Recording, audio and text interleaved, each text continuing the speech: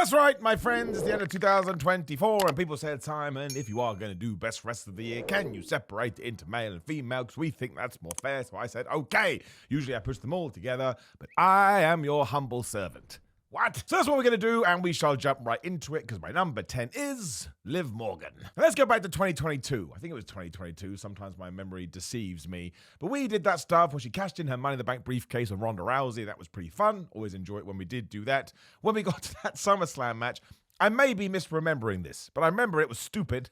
And essentially, Ronda was about to win, but then Liv was able to do the most devastating move in all of sports entertainment, the surprise roll-up, and she got the 1-2-3, but she also tapped out, just so we gave Ronda something. And then on Raw, Liv meant, well, I tapped out on purpose for some bizarre reason. Nobody taps out on purpose, it's instinct. Anyway, the whole point is this. That was not good, and it was not Liv Morgan's fault. And I always thought we did dirty by, to be completely honest. As a bad pun, did not mean that. Jump forward to 2024, the best run of Liv Morgan's career. Turning her heel was totally inspired. She too almost had a little bit of a Drew McIntyre and Kevin Owens about her, because she was like, why are you all booing me? Rhea Ripley did hurt me, so I'm just responding in kind. Honestly, I think she hit it out the park. Now, maybe it did slow down towards the end of the year, but that's just the nature of these things. But smack bang in the middle of 2024, she was awesome. Obviously, she went super mega heel with Dominic, because Dominic turned heel twice. They screwed over Rhea Ripley. And yes, I think it's fair to say that maybe we should have pulled the trigger a little bit earlier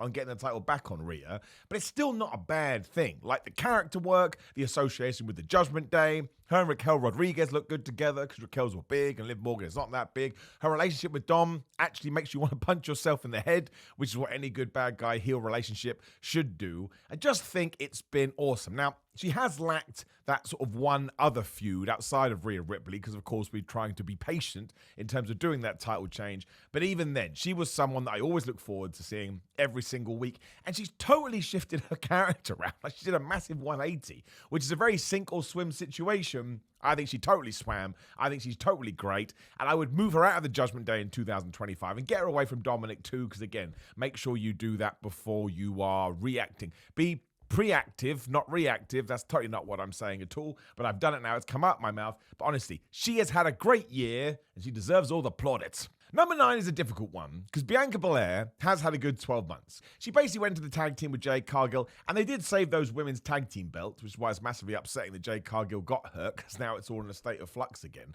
Like, I actually think, I have to sit down and ponder this, that the women's tag belts have been better than the men's tag belts, if you take it as a 12-month situation.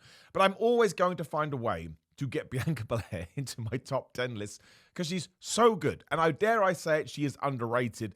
Next year, we have to get her back in the singles division. She's too good of a babyface. She's too good of a singles wrestler. And she always should be sniffing around a world championship because that's the level that she's at. Like, anytime she's in there with Io Sky, like, oh my gosh, she's so damn good. And there were variations of this too, because obviously her and Jay would take on many of a tag team.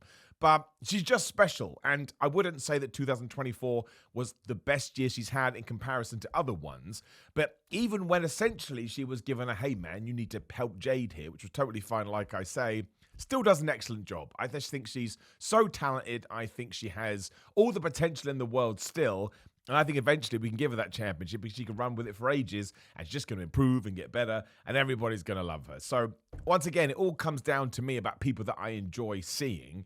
And it's rare to, not rare, but it's difficult to have someone who just naturally is a babyface. WWE will probably turn her heel eventually. I don't think it will work. Maybe I'm totally wrong, but that's just the aura that she does give off. It's a terrible word. I shouldn't have said I should be shot in the face. Don't let me say cinema either. But yes, even operating on a lesser plane, which doesn't make any sense, I'm always going to find a way to get her in. And number 8 is Tiffany Stratton, because of course she got moved up to NXT. She won the Money in the Bank briefcase and really just did a stellar job in getting herself over with the Raw and SmackDown crowd. I remember back at the Elimination Chamber when she came out, she got a mega pop all the way in Australia. Then she was in her hometown in Minnesota. Later in the year, she was getting pops then. Anytime she went to cash in that Money in the Bank, people were like, please do it. And all things considered, even though she hasn't really gone through any sort of a character shift, she's a babyface now. Like, as I'm talking to you, I'm convinced that Naomi's going to go heel. I'm probably totally wrong about this. But I think you could actually do Naomi versus Tiffany Stratton, with Naomi being the bad guy and Tiffany Stratton being the good guy. And not in my wildest dreams did I ever say that. But no matter how well you do in NXT, there is always a danger when you jump up to the main roster. Maybe you're not going to be treated right. Blair Davenport, for example, I think has been left by the wayside, which is massively sad because I think she could do way better than she's given the opportunity to. But you also just have to acclimatize. Like, just because you can do it in NXT doesn't mean you are going to be able to do it on a bigger stage. Tiffany Stratton is just made to be a pro wrestler, and we have only touched the tip of the iceberg. She should have cashed in her Money in the Bank briefcase, yes, but she can do it in 2025. It means we've given her a whole year before she becomes the champion on the main brand, and she can run with that for ages. And of course, you can play her heel, and you can play her as a face, and that just gives you so much opportunities, right? It allows you to go left, right, pick a path, and you can walk down it. I just think she's a very, very good WWE superstar, and she's only been doing it a few years, so who the flub knows where she's going to be in 5+ years. But once again, I do think she had the best year of her career so far, and it absolutely was the time to do it. She could even win the Royal Rumble in 2025 and say, hey man, I'm the Royal Rumble winner, and I have the briefcase. Has that ever happened before? I don't believe it has. Now I'll be wrong, and you're getting me mad at the comments. It's fine, I deserve it. Number 7 should be higher, but I'm going to leave it because I think she's going to have an even better year next year. But Chelsea Green, in many ways, is an MVP of the entire WWE. I always call her the maximizer of minutes because that's what she is. You find somebody else on that entire roster, be it male, female, child, teacher, adult, whatever, who can be given any kind of a segment or even be given 30 seconds, goes away and goes, right, how can I make the most of this? Like I say, smashes it out of the park every single time. It's dumb of me to be recording this before Saturday night's main event because I am manifesting to existence that she will become the first ever women's US champion. And she should do, as far as I'm concerned. Not just because she has the talent to pull it off, but I do believe every now and then wrestlers deserve a pat on the back. And Chelsea Green, I mean, she's goofy wrestling for life personified, which is not a bad thing. All her interactions with Adam Pearce, everything she did with Piper Niven, that dumpster match she did with Meechin, and there were just so many times that she's been in matches, be it on the outside or the inside, the crazy bump she took at Money in the Bank or whatever it was. She's just always adding a little something to the show. And when you do that, I don't even need her to be a champion. I don't even need her to be cutting WrestleMania style level. Oh my gosh, here I come. I just want her to pop up. I just want her to make me laugh. And sometimes people are like, oh, funny doesn't draw money. Well, it does for this bored a-hole. And I don't think there's anything wrong with that. I also think that you build up such good worth with the fans that eventually you're going to get into those top positions anyway because people will will you into it because they just enjoy the fact that you exist. Arguably the most entertaining person on the whole roster. I'll have to sit down and consider this, but she's definitely a top 5 contender. So why the hell is she only number 7? I don't know. That's stupid, right? I've made a terrible faux pas, but what are you going to do? And number 6 is Bayley. Bayley is kind of in a Bianca Belair situation. It was awesome that she won that title at WrestleMania 40. Her match with Io Sky is vastly underrated, one of the best of that weekend. But it's just a shame that WWE didn't capitalize on it on the way that I was hoping, which very sadly is also a story that seems to happen to Bayley over and over again. But Cody Rhodes summed this up in an interview that he did the other day, when he said the 2 locker room leaders are essentially Randy Orton and Bayley. That's because Bayley is brilliant. And everyone knows that Bayley is brilliant. And everybody just wants to cheer Bayley. Of course, she's gone back to being a good guy now. And I actually think she has so much equity, given how long she has been going, that you're never going to be able to boo her again. You're going to have to come up with such a good story to get people to hate her because she's just so consistent. I don't mean that in a negative way. I don't mean she's just delivering 3 out of 5 all the time. No way, dude. She's pushing 4 out of 5 plus all of the time. And every single story she's involved in, it just works. And you can tell that she cares about the younger generation coming through too. This doesn't tie into somebody being my favorite wrestler of 2025 or 2024, but I suppose it does. I suppose he throws all these things into a cake and it just makes me go, that's a nice bake. It was a stupid way to put it. I regret it. I shouldn't have said that. Somebody please slap me in the face. But it's mostly what we did with WrestleMania 40 because I feel like she got her due and I feel like she deserved all of that. But I still think we can do more with her. Like, she's a Hall of Famer. She's an all-timer. She's a legend. And I just want her to have that championship and just be smacking people away. Be like, I'm the best. You can't beat me. And maybe one day that does happen. But even if it doesn't, this is somebody else that always understands, right, I've got 82 milliseconds. What can I do here? And I can't, I mean, maybe there was a couple of matches that didn't work out as we had planned, but they don't come to mind. What really does is that Io Sky one. And the damage control storyline as well, from the Royal Rumble all the way through to WrestleMania 40. I thought that was really good. I mean, you could stack it up against anything this year, and it would more than hold its own. So I'm hoping for more from Bayley in 2025. She's not in control of that, obviously, but she's still someone. Again, the list is my favorite female wrestlers, or the best from my vantage point.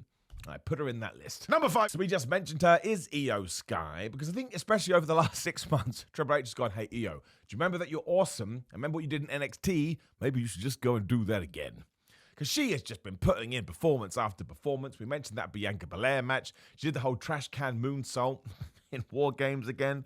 Still not over it. Think how scary that is. Think how scary it is to jump off a cage to begin with, but then you blindfold yourself and jump backwards. I mean, I'm sure she does have faith in her other WWE superstars, but you also got to be a bit nuts. She's so damn good. Even when other people make a mistake, she just laughs it off. Shrug emoji. I can sort this. And when it's her transitions and her reversals, just everything about her screams super duper whooper star. And it's somebody else that probably could have a massive run with a championship at some point. I know we did that at the start or the end of 2023 into 2024, but I actually think she's better as a babyface because her moveset is so good. A lot of this is predominantly based on her in-ring work, but she's likely one of the best wrestlers in the world. Screw the men-women divide. Io Sky could hang in there with anybody. That's how good I think she is. And it sort of feels like, because she is a good guy now, especially over the last few months, Q4, that doesn't work. We don't need to talk about it. But she's allowed to put more personality into matches. She's laughing. She's doing funny things with her face. You know, she's projecting more. And that works in whatever promotion, again, especially when you're at the level she is. So let's continue it on. Let's get her in some kind of mega super whooper feud for 2025. And she can work with anybody. You probably want her working with somebody like Lash Legend, I suppose. Lash Legend could have probably gotten this list. That's how impressed I've been every time she has appeared in the main roster. But what she needs is experience, and to work with someone better. Ain't no one better than Io Sky. And it's the same for Chris Statlander, who once again has to be one of the most underrated wrestlers in all of wrestling. She doesn't miss. And somehow she's both a powerhouse and a flippy guy. I don't know how she's done this. But she can run through you, she can lariat you, she can powerbomb you, and then she'll hit you with a 450. It's absolutely baffling. Now, obviously, everything she did with Willow was terrific. That Mercedes Moné match was terrific. I'm not going to start running down matches here because I'll forget them and I'll be annoyed at myself. But this is somebody who I actually think AEW could focus on way more. She actually is somebody you could build the division around, although I hesitate to say that because there's other individuals as well that you don't want to get lost by the wayside. But she just delivers incredible performances every single time. It's one of the reasons I got such a bee in my bonnet when they just broke up her and Stokely Hathaway. Now, it sounds like something may have gone on there. I don't know. I don't like to speculate.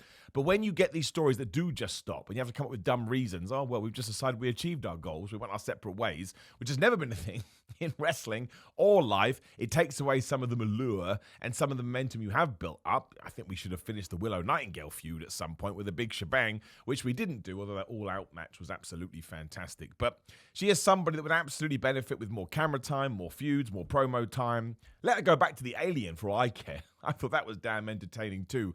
But she absolutely, I mean, I keep saying this, but it's true. She had her best year in 2024. And every time she was on screen, you just knew that something good was coming. So let's use her more. Let's get into more big programs. Let's just push. Because it's the tip of the iceberg. I think I said it twice now. I won't say it a third time because that'd be a stupid thing to say. Why are you even watching these videos? But she's brilliant and she's great. And she'd be brilliant anywhere. So I suppose the only other negative is I just don't feel like she gets on TV enough. Has a feud, goes away, has a feud, go away. We need to have her just not run through a bunch of people, but just be appearing more often. And I think she's only going to improve still. So yeah, massive Chris Statlander fan, and I think she's great. And number 3 is Timeless Toni Storm, now back to being Toni Storm. I mean, what else can you say about it? She had that awesome AEW World title run. She was definitely one of the reasons the women's division picked up in 2024. And it's mostly, listen, I love goofy wrestling for life. If you are going to take on a character, it's the same kind of logic I use when somebody turns heel. Don't just turn heel because lol. Turn heel because you're going to win a championship, because you're going to beat your rival, because you're going to get something from it. It's the same with the character shift. Go all in. Give 100%. You know, don't worry about any of it. And that's what Toni Storm did, to the point when she did come back as the OG Toni Storm, look like a different person. That comes down to mannerisms, that comes down to intonation when you're doing your promos, the way you carry yourself, your wardrobe, your music, your presentation overall. It was just great. And there was a time that thankfully we got over where people thought she wasn't having good matches. I thought she was having terrific matches constantly. And her all-in title loss to Mariah May was special indeed, as was Mariah May's heel turn. Like, Mariah May probably should have been in this list as well. I didn't put her here. That could be an oversight by me. But Toni Storm, I'm intrigued to see what we do now that she has gone backwards. I'm sure it's going to tie into an overall story. But I know so many people that kind of checked out AEW because she did just go so far with that character.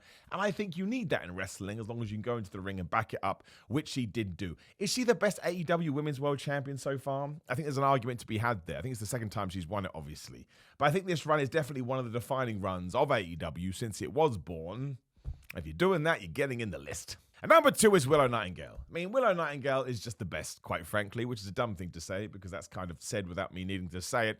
But what a lovely, wonderful babyface. And it is something we lacked in WWE and AEW for so long, or wrestling for so long. But she cuts a promo and she's happy, and when she loses, she finds a way to be pissed off. Also like, man, I'm going to get them next time. Incredibly difficult to do that and not get booed by the fans.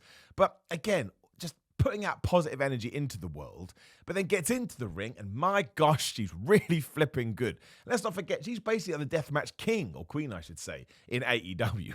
Anytime there's weapons involved, you're like, man, that Willow Nightingale, she flubbing excellent. And I mentioned the all-out street fight with Chris Statlander. It's one of the best matches of the year. Like, it truly, truly is, especially when you put it into the context of what they had to follow and what was coming afterwards and what was expected of them. Listen, we talked about using people to build the company around. Willow Nightingale should be your super duper whooper mega baby face. This is no disrespect to a Britt Baker, but at one point everyone said that she was going to be that baby face. I think Willow Nightingale has moved into that slot, and she should be taking on everybody. A Toni Storm, a Mariah May, a Thunder Rosa. I mean, I'm thinking running out of names now. A Serena Deeb, whoever. Put them in there with Willow Nightingale, and I think she should be the person to beat Mariah May for that championship. I'm sure Toni Storm will. Don't have a problem with that either. But Willow Nightingale, she's another one. When her contract comes up, everybody is going to want her. We said this on the men's best wrestlers of the year. Cody Rhodes is just living in this dreamland because he can be a white meat babyface, and it works in 2024. That's Willow Nightingale as well. Like, even when she's going, man, I'm going to do better next time, you're like, you will, Willow. And like 10 years ago, people were like, oh, people don't like that. And they would have gone nuts. So I can't even remember what I thought about Willow at the start of 2024, but whatever that was, it's like times 100. That's the year that she has had, and there's no reason why we can't carry that on into 2025. She should become the AEW World Champion. All that stuff with Mercedes Moné worked too, because she had all the history with Mercedes' broken ankle. So damn good. Willow Nightingale is great. And you would have figured out number 1, it is Rhea Ripley. Shout out to the people that get mad, because Rhea Ripley doesn't sell enough. It's one of the reasons why I love Rhea Ripley. Like, I'm a wrestler, right? And if I didn't sell in matches, people would say, so unbelievable. You're a goofy moron. Of course you'd get hurt. Not Rhea Ripley. So if Rhea Ripley does get whacked in the ribs with a baseball bat, and she's back on her feet a few minutes later, I'm like, yes, damn it, because wrestling is meant to be cool. Steve Austin used to do this, The Rock used to do this, Hulk Hogan used to do this, I'll have you know. And you have to have a certain way about you need to have a certain persona, you need to feel like a badass, and that is Rhea Ripley. And what an amazing 12 months she's had. She got injured twice, came back twice, especially from that broken orbital bone, which only adds to this sort of allure, I keep using that word, she does have. The title reign, the stuff we did at Becky Lynch at WrestleMania 40 was brilliant because everyone assumed Becky Lynch was going to win, but instead we doubled down on Rhea Ripley. The Dominic Mysterio stuff was excellent story stuff. We've talked about Liv Morgan, everything with the Judgment Day, the Terror Twins with Damian Priest. There is nothing bad she has done this year. And of course, she's going to have some detractors. And once again, more power to you. You're allowed to love and hate whoever you do want. But I was a huge Stone Cold Steve Austin fan. I'm not saying that Rhea Ripley is the next Stone Cold Steve Austin, but I'm saying there are traits there you can certainly capitalize on and learn from back from the late 90s. So in no world, I want to feel sympathy for Rhea because of like when Liv Morgan hurt her shoulder, when Dominic screwed her over. She was so good at selling that too. But when we're fighting, I just want her to whoop people like she did in that Anything Goes match on Raw that happened sort of mid-December with Raquel Rodriguez. Like, some people are like, oh man, can't believe Raquel Rodriguez lost. That's Raquel Rodriguez's role. She's the heater for Liv Morgan. That's what she's meant to do, and then Rhea gets to live. I mean, I keep using this phrase. She absolutely should be the face of the WWE Women's Division. She's already massive outside of the WWE and wrestling circles. I would go all the way. Push, push, push. Make, mate. Feuds with everybody. Championships all the time. And by this time next year, Rhea Ripley's going to be huge. She's absolutely brilliant. Easily the best wrestler for me has been the best female wrestler for me in WWE and probably and AEW this year. It's a combined list. So she absolutely takes that crown, and it's the tip of the iceberg. She's like late 20s, clearly has the ambition to just continue to grow and continue to get better. That's what you do want. We also had all that stuff in Australia, which is awesome. Made you feel warm and fuzzy in your tum-tum, because that was her hometown. Rhea Ripley rules. Now, of course, you are going to have your own opinions. Make sure you drop them in the comments below. Like the video, share the video, and subscribe. Click the video on the screen. Click the notification bell. If you're into fitness supplements, gym stuff, go to grillandmind.com and use code SIMON to get 10% off. I vouch for these, and they ship worldwide. Patreon.com/Simon316. Simon316 on all the social media. Simon J. Miller on TikTok. Simon on Cameo. Get Christmas messages right now and get yourself some t-shirts too at prowrestlingtees.com/Simon Miller. Otherwise, I appreciate you, my friends. Thank you for sticking throughout this for the year. That was a gibberish sentence, but I'll see you soon.